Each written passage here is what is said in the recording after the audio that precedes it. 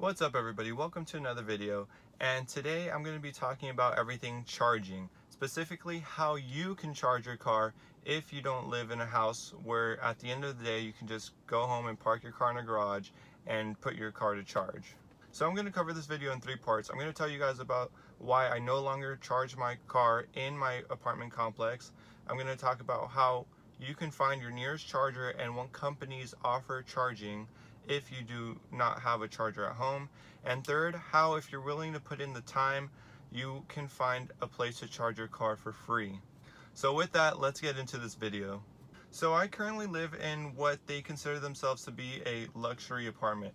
The reason that they consider themselves a luxury apartment is because they have a pool, a gym, and a dog park. On top of that, they also offer EV charging. However, I do not use this EV charging because they charge $85 a month for the reserved space and for the electricity in general. The reason I don't want to pay these $85 is because I did not intend to buy this car to save money on gas to then put all that money into electricity.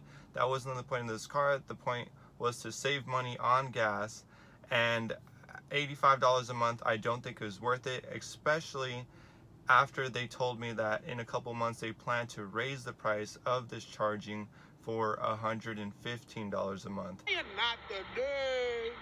And I started considering my other options. And I'm really glad I did, because there are loads of other companies out there that offer charging not only in the San Diego area, which I live, but nationwide. Some of these chargers are called Chargepoint, EVgo, and Blink. So these 3 companies are the companies that offer charging, and they all have their own mobile apps which you can use to sign into and find the nearest charger and their price points. The reason that all these companies have different price points is obviously because they are different companies, but also because these companies aren't the ones that actually set the price points. The price points are actually set by the people that buy the chargers themselves. So even though you may drive to your nearest mall and find a Chargepoint charger, sure, Chargepoint makes the charger, but they sell that charger to the person that owns that land or that company that owns that land. For example, I'm here at my nearest Westfield, and there is a Chargepoint charger. The Chargepoint charger varies in price between different areas or different Chargepoint chargers, because the Westfield may set a different price point than, say, your other local mall. However, if you sign into the Chargepoint app, you can see all the charge points in the area regardless of who owns them. With that, you can see the specific price set for that specific charger. I can say that I use Chargepoint more only because for one, they are a little bit more spread out and easily found. So that's why I find myself using Chargepoint a little bit more. But I also have a lot of Blinks in the surrounding area. I personally do not see one to be better than the other. They both charge and get the job done. But when looking at reviews on Yelp, there are a little bit better reviews for Chargepoint in comparison to Blink. I cannot say much about EVgo because I have driven past an EVgo, but I have never used it. I would imagine that EVgo also uses the same extension for charging as do Chargepoint and Blink, which is the J1772 adapter, I believe. And this adapter allows you to plug it into the Tesla charger that comes with the car, and then you can go ahead and charge. It usually charges about, I would also say, 6 to 7 kilowatts per hour, which equals 20 miles per hour. So it charges at a pretty decent rate. So this adapter is what most chargers in my area use, and it comes with the car, so that's an added bonus. So I'm actually here at my closest charger, which is a Chargepoint, and I'm going to show you guys how the charger actually works and where you can find the price on the charger. So I'm parked at my nearest Chargepoint charger here at a Westfield mall, and so you can find a Chargepoint here, and if you look on the screen, it says the specific lot number where you can find it, and it says here it will charge at 6.6 kilowatts per port. And then if you go to price details, you can see how much it will cost to charge your car per kilowatt. So this is 28 cents per kilowatt hour. And some of these also at the end of 4 hours will start charging per hour that you have your car. So if you see, the first 4 hours are free, but they obviously charge a 28 cents per kilowatt, and after the 4 hours are up, they charge $4 plus whatever you are using to charge the car.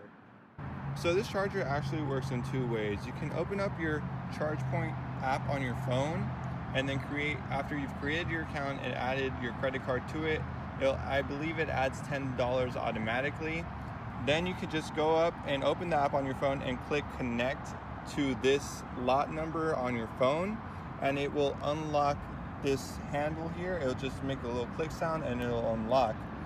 Or you can also get a little chip. It's like a little tiny, almost like if you guys have been to CVS, it's almost like a little CVS card, and you go up and you scan that there and it will unlock the port.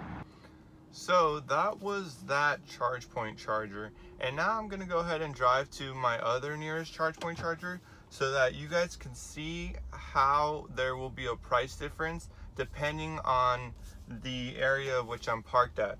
So right now I'm gonna drive to another fairly new park that is also in this area, and this park offers EV charging kind of on the side of the road. It's fairly new, and that's why they have that charger. So as I'm telling you all this, it might sound kind of irritating because there's a bunch of chargers, or 3 main chargers like I mentioned, and they all have different price points. And so that could be kind of annoying because you will think that you have to download a bunch of apps. So you might have to download the Blink app, the Chargepoint app, the EVgo app, and like search where they are and how much they each cost per kilowatt hour. But that, I can say, is not the case. There's an app called Plugshare. I'm just gonna say that I am not sponsored by them in any way. I just really like this app and it's super useful. They will show you all the chargers regardless if they are EVgo, Blink, or Chargepoint, and it will show you the price with those. On top of that, it shows customer reviews, so people that have visited that charger, they can leave a comment and say, oh, this charger isn't working, or oh, this same ICE vehicle has been parked in the charger for a long time and hasn't let me charge. So that way, if you see that, it'll also give the date and time. So if you see that and it's happening anywhere around the time you're planning on going, you can kind of ignore or try to stay away from that charger. So I would say that the Plugshare app is very useful, and it is something that you should download. It is free, and you should definitely get it and try it out, and I'm sure that it will make looking for a charger nearest you a lot easier. So with that, I just arrived to my next location, and I'm going to show you guys the Chargepoint charger. This time it says Savita Charger Boulevard 6. It says how much kilowatts it is. This one's also 6.6. If you go down here again to price details, so as we can see here at Savita, this one is 35 cents per kilowatt hour, and like the other one, the first 4 hours are free, and then thereafter it is $1.50 per hour. So this one is a little bit more expensive, but you can see that there's another charge point over there. So after you charge for the first 4 hours, you can just move to the other charger over there and continue charging.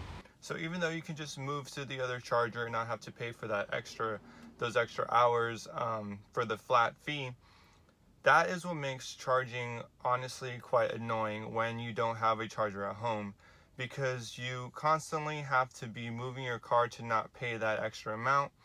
I mean, if you are okay with paying that extra $1.50 per hour or whatever it is, then that's on you. But for me, that is kind of annoying, having to kind of just move the car after a while, because if your closest charger is maybe 5 to 10 minutes away, then and it's not walking distance, somebody has to drive you there, and you have to move the car, and then you have to go back home and then come back at a later hour after 8 to 9 hours or whatever it is to pick up the car after it's fully charged. So that is what really makes charging when you don't have a charger at home super annoying. Keep in mind that some of these chargers actually don't have a flat fee, so the price that you see per kilowatt hour, so the 25 cents or the 35 cents, whatever it is, that is what the cost is, and there won't be an additional parking fee. I'm not sure if it's just because I live in San Diego, and San Diego is just super expensive and starting to charge for parking in a lot of places. So maybe that's why they have that additional fee, and it might be different in different parts of the country. With that, the highest price I've seen per kilowatt hour is 45 to 50 cents. That's the highest I've seen, and I think that was just for one of the private buildings that is around my neighborhood. So like I said, it varies depending on the person that is setting up the charger. So some places can be more of a ripoff than others, and this is where that app I told you guys about, Plugshare, really is helpful in finding where you can save money when you're going to go charge your car. So the final way to charge your car is via a supercharger. Supercharger is the fastest way to charge your car, and at times it is the most convenient because the superchargers are pretty well spread out, so that there's always one that is nearest you. Especially here in California, if you go anywhere along the coast, you will always find a supercharger. However, this is not the best way to charge your car long term. The reason being is because that car charges so fast, it degrades the battery. This is the main way that Tesla batteries get degraded over time. Obviously, over time of regular driving, they will degrade, but it degrades very slowly that way. However, when you charge your battery super quick, it also degrades the battery much faster. That, on top of charging your car above 85%, also degrades the car battery. This is kind of similar to when you charge your phone up to 100% and you kind of just leave it charging. Over time, the phone degrades, and that same thing happens with your car. So I would say supercharging is not the best way to charge your car long term. If that is the only way you can charge your car right now, I would say go ahead and do it, but the faster that you find a Chargepoint or a EVgo or Blink or another charger like that, or move to an apartment or a house that has charging, that would be the best option. So in the beginning of this video, I briefly mentioned how you will be able to charge your car for free if you're willing to put in the time. And by that, I meant that if you open up the Plugshare app on your phone, at times you can find a charger that is free. This charger, however, it will just be a regular outlet, so an outlet that you will find in your home. If you don't have one that you can plug your car into at your own apartment, whatever, it will navigate you to one. I will say that this is a very, very slow way of charging your car. It charges your car at about 4 miles per hour. So many times when I've had to plug in my car at, say, 20%, and you plug it into one of those regular adapters or regular outlet, it will say that there's over 12 hours of charge. Like, you need over 12 hours to fully charge your car. So it is extremely slow, and that's why I said that if you're willing to put in the time, that is a way to charge your car for free. I don't say that that is very convenient, but that is a way that you can charge for free if you want that. Last but not least, I have not told you what I am doing to charge my car currently. So I mentioned in the beginning that I was no longer going to charge my car at my apartment complex because they were starting to increase the price from $85 to $110. That was a couple of months ago, but I'm going to let you guys in on a little secret. As of recently, there has been a huge change of management in this property. So they are still kind of trying to organize themselves, and they are not quite sure which people have reserved which car spots in the parking lot, because in the parking lot you'll see reserved here and there, but they don't really know if the person that has reserved that spot still lives here, and they're not very organized in that sense. So a couple of the people here, myself included, some of the other EV drivers I should say, have found 2 spots that are supposedly reserved, but they're not, because the tenants have moved out, but they have left the charger outlet on. So we just go and we charge there for free. I don't know how long that will last, but it is definitely good to save that amount of money on charging. So right now, charging for free, but as soon as that will inevitably end, I will have to go back to also using a Chargepoint or a one of those other chargers that I mentioned. I hope this video was helpful. If you haven't taken the time to look at some of my other videos, I would highly recommend them. If you haven't bought your car yet and you're still trying to figure out the whole charger situation, and that's why you're watching this video, I hope this was useful. And I also encourage you to go look at my other video about how you can save up to $11,000 on your Tesla purchase if you have yet to buy it. And if you already bought your car, go ahead and check out the other video I have about the accessories, the 5 accessories that you need to have for your car. I hope this video was helpful, and if you like it, give it a thumbs up. And if you didn't like it, thank you for watching. As always, please subscribe, it will help. I haven't really thought about the next video that I plan to make, but if you guys have a video that you would like to see, go ahead and leave a comment, and I will try to get back to it as soon as I can.